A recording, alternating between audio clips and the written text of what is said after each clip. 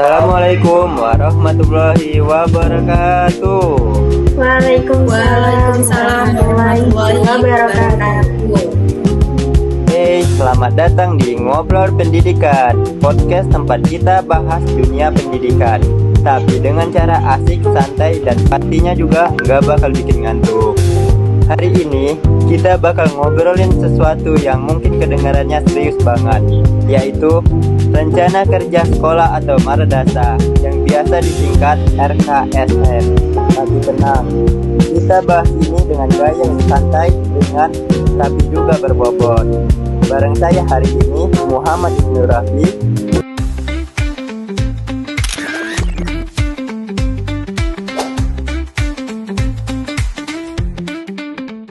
Dan ada 4 orang keren yang udah terjun langsung meneliti topik ini dari Universitas Jambi, Prodi Administrasi Pendidikan dari R003. Perkenalan satu-satu ya. Yang pertama ada Dani Febri Setiani.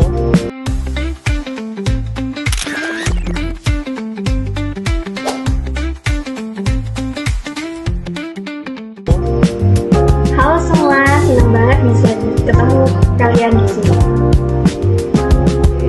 Terus ada Hafina Septia Pratiwi.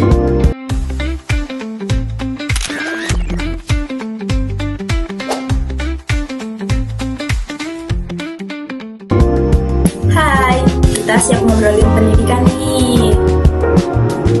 Kemudian ada Intan Nur Aini.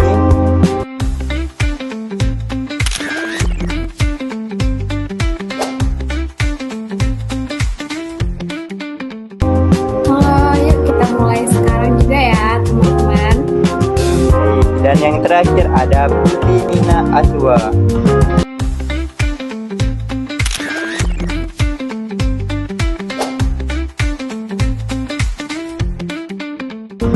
Hai, semoga obrolannya bermanfaat ya. Nah, lengkap sudah. Oke guys, langsung aja kita mulai obrolannya. Tapi sebelum itu, Tani boleh nggak kamu kasih gambaran dulu? Ini sebenarnya RKSM itu apa sih? Kenapa kita sampai perlu penelitian segala? Oke, jadi gini teman-teman, bayangin deh sekolah itu kayak kapal laut. Nah, biar kapalnya nyampe tujuan dengan selamat, dia butuh peta navigasi kan? Nah, rencana kerja sekolah atau madrasah itu ibarat peta navigasinya sekolah atau madrasah. Secara sederhana, rencana kerja sekolah atau madrasah itu adalah dokumen perencanaan yang isinya program-program kerja yang akan dijalankan sekolah sebagai pedoman operasionalnya. Jadi, semua kegiatan, anggaran, target mutu, semuanya tertuang di sana. Oh, jadi kayak blueprint gitu ya? Kayak rencana besar yang jadi acuan semua orang di sekolah. Persis banget, dan yang bikin makin penting, rencana kerja sekolah atau madrasah ini bukan cuma soal administratif loh. Ini soal mutu pendidikan secara keseluruhan. Kalau perencanaannya bagus, otomatis proses belajar mengajarnya juga bisa lebih terarah dan lebih efektif. Makanya di penelitian kami fokus melihat gimana sih mekanisme penyusunan rencana kerja sekolah atau madrasah itu di lapangan, khususnya di Madrasah Ibtidaiyah Negeri 4 Muarajambi. Wah, keren banget. Jadi kalian langsung turun ke lapangan ya? Iya, kami wawancara langsung dengan pihak madrasah, dan satu hal yang menarik, ternyata madrasah punya tantangan yang unik dibandingkan sekolah umum. Mereka harus nyatuin nilai-nilai Islam sama tuntutan kurikulum nasional. Jadi perencanaannya harus lebih holistik, nggak cuma mikirin nilai akademik tapi juga karakter dan spiritual peserta didik. Wah, itu poin yang menarik banget ini. Jadi ada 2 hal yang harus diseimbangkan ya, aspek agama dan akademik. Nggak gampang itu pastinya. Betul, makanya perencanaannya harus matang dan berbasis data, nggak bisa asal-asalan.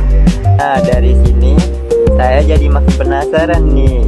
Kalau mau menyusun RKSM ini, prosesnya kayak gimana sih? Dan siapa aja yang harus dilibatkan? Afina, mungkin kamu yang paling tahu soal ini kan? Nah, ini bagian yang seru banget. Jadi kan banyak orang yang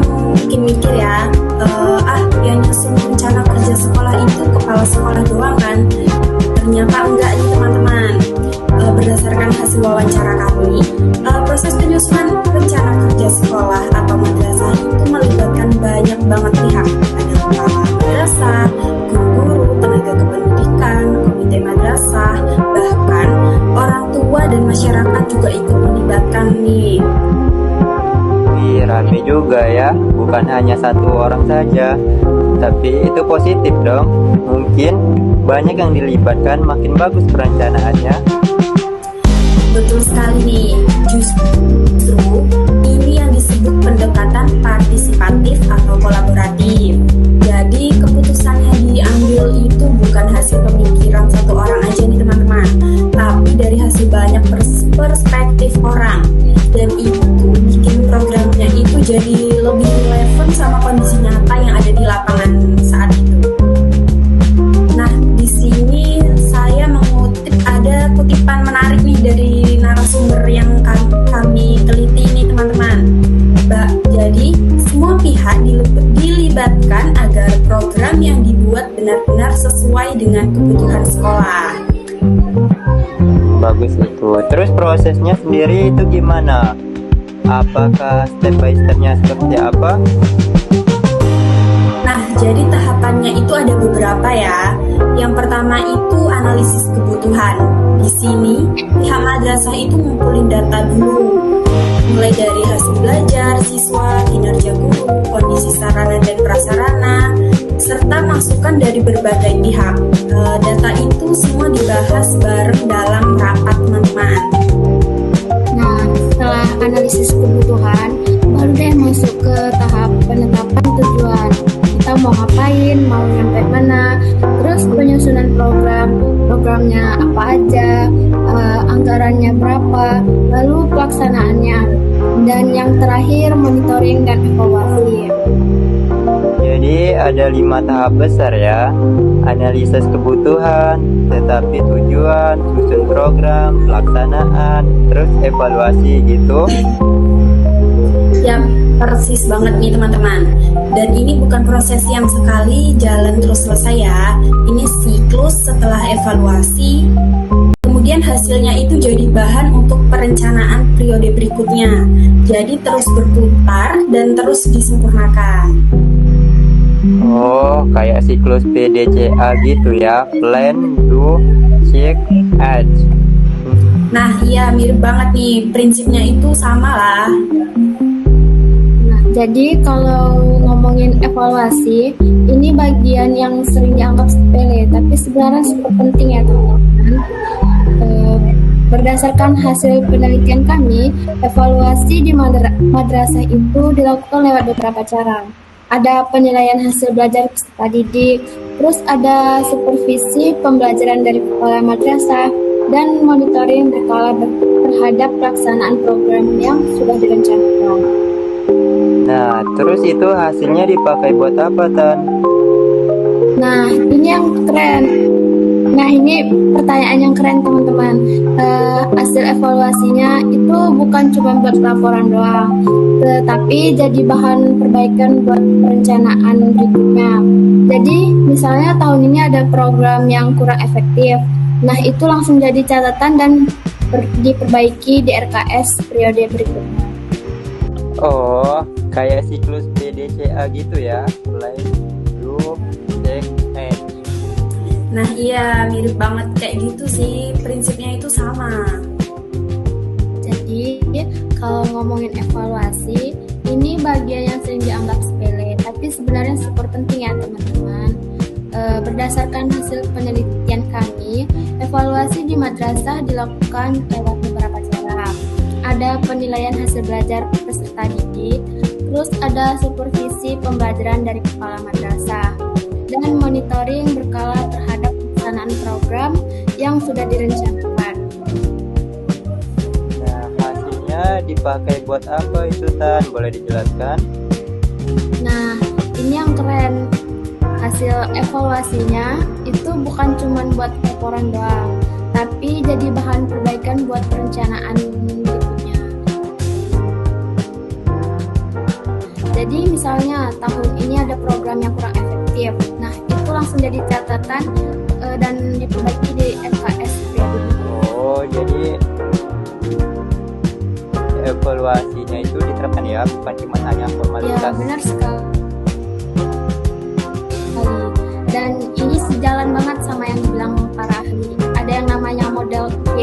dari Stuff Webrem yang bilang bahwa evaluasi itu harus menjadi dasar perbaikan program secara berkelanjutannya. Wah, kerennya. Terus manfaatnya yang dirasakan Merdasa itu apa aja? Konkretnya gimana? Yang pertama, program jadi lebih terarah. Semua kegiatan punya tujuan yang jelas, nggak asal jalan. Yang kedua, pengelolaan sumber daya jadi lebih efisien. Penetapan guru yang tepat, alokasi anggaran yang nggak mubazir. Yang ketiga, paling penting itu mutu pendidikan meningkat. Jadi RKSM ini betul-betul bukan cuma dokumen buat laporan ke dinas ya, tapi benaran jadi alat strategi untuk meningkatkan kualitas pendidikan. Benar banget. Seorang ahli manajemen butuh bahkan bilang kalau perencanaan strategis itu kunci dalam peningkatan mutu pendidikan secara berkelanjutan. Iya nih, aku kepikiran yang pahit-pahitnya doang. Jadi, dari hasil penelitian kami, kendala yang dihadapi itu ada beberapa. Yang pertama dan yang paling sering terjadi yaitu keterbatasan.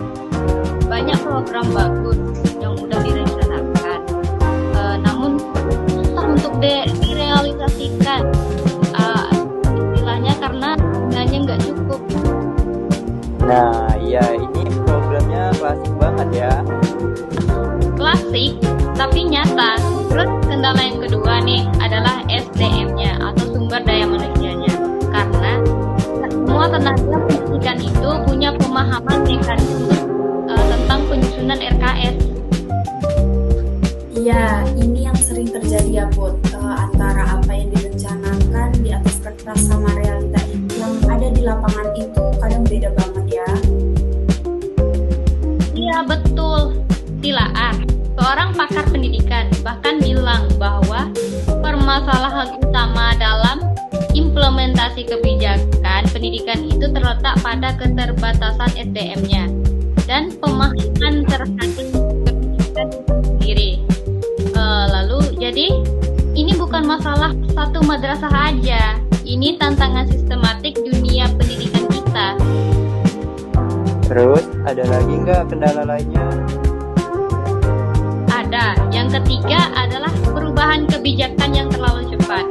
Kadang madrasah udah menyusun RKS dengan matang gitu kan. Tiba-tiba ada kebijakan baru dari pemerintah yang bikin mereka harus revisi. Dan yang keempat yaitu yang terakhir, pengelolaan data yang belum optimal. Jadi masalahnya ini di anggaran, SDM, kebijakan yang berubah-ubah, dan pengolahan data. Nah, terus gimana dong strateginya buat menghadapkan tantangan ini? Nah, ini bagian yang bikin saya semangat. Strategi yang pertama nih, mengembangkan perencanaan berbasis data. Asal bikin program aja, tapi betul-betul pakai data yang valid. Dan yang kedua, meningkatkan kompetensi guru. Yang ketiga, memanfaatkan teknologi. Dan yang keempat, memperkuat kolaborasi dengan orang tua dan masyarakat. Nah, teman-teman, ini yang bikin aku salut sama madrasah yang kami teliti. Mereka udah aware dan punya strategi ke depan. Bukan cuma ngeluh sama kendalanya, tapi punya solusi konkret. Oke guys, kita udah ngobrol panjang lebar ini. Sebelum kita penutupan, saya mau minta masing-masing buat kasih satu key takeaway, satu poin penting yang pengen kalian sampaikan ke pendengar kita. Mungkin bisa dimulai dari Rani ya. Oke, perencanaan pendidikan itu bukan formalitas, tapi fondasi. Kayak mau bangun rumah, kalian tahu kan, kalau fondasinya kuat, bangunannya juga bakal kokoh. Rencana kerja sekolah atau madrasah itu fondasi dari semua kegiatan pendidikan di sekolah. Nah, kalau dari saya ini untuk semuanya ya, kita itu harus melibatkan semua pihak, jangan jalan sendiri. Perencanaan yang bagus itu lahir dari kolaborasi kolaborasi antara kepala sekolah, guru, orang tua, masyarakat, makin banyak yang perspektif, makin kaya perencanaannya. Nah, ini teman-teman, evaluasi itu bukan akhir, tapi awal dari perbaikan. Jangan takut dievaluasi, justru manfaati hasil evaluasi buat terus berkembang. Sekolah yang mau belajar dari kesalahannya adalah sekolah yang sehat. Nah, terakhir nih dari aku, tantangan itu nyata, tapi bukan alasan buat berhenti. Dengan strategi yang cepat dan semangat, yang gak padam, semua bisa diatasi. Terus berinovasi dan terus bergerak. Wah, semua jawabannya good banget. Makasih ya Rani, Hafina, Intan, dan Putih udah mau berbagi di sini. Jadi guys, buat kalian yang dengerin podcast ini, semua obrolan kita hari ini bisa kasih gambaran yang lebih jelas tentang pentingnya rencana kerja sekolah madrasah. Ingat ya semua, sekolah yang baik dimulai dari perencanaan yang baik. Dan perencanaan yang baik mulai dari orang-orang yang mau peduli, mau terlibat, dan mau terus belajar. Itu dari kami di obrolan pendidikan. Sampai jumpa di episode berikutnya ya. Dadah semua. Ya, semuanya. Sampai jumpa.